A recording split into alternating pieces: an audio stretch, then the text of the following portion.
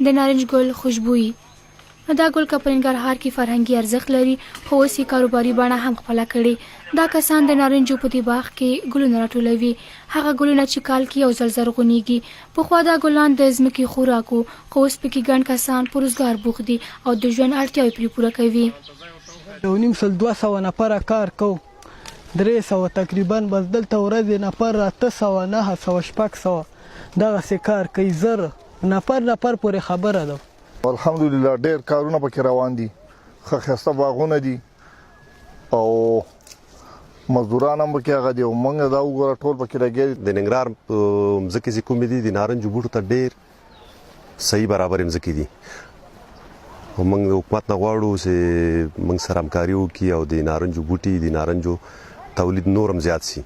په ننګرهار کې د سوچاترو جوړولو فابریکه دلته له بېلابېلو ولسوالیو څخه په دې موسم کې د نارنج ګلونه راوړل کیږي او هر کال نږدې 15 ټنه نارنج ګلونه پروسس کوي.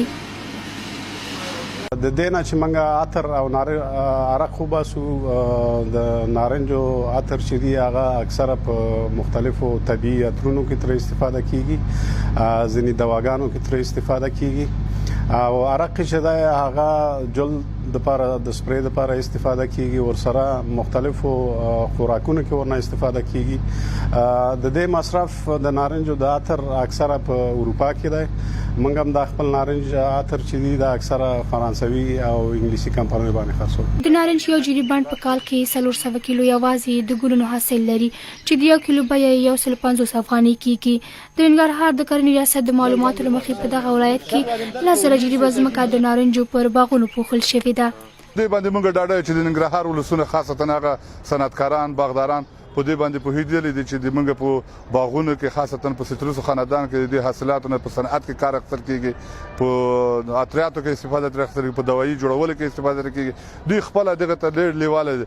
د دې نه علاوه چې موږ دوی تشویق کړو، دوی په خپله لا د مخه دوی ته تشویق شوي دي چې په زرګونو جریبه ځمکې باغونه جوړ کړي دي او دوی په خپله د دې باندې پوه شوي دي چې لا نور هم دغه صنعت ته وده ورکړي. د ننګرهار د نارنج ګل د هیواد په کچه خورا مشهور دی.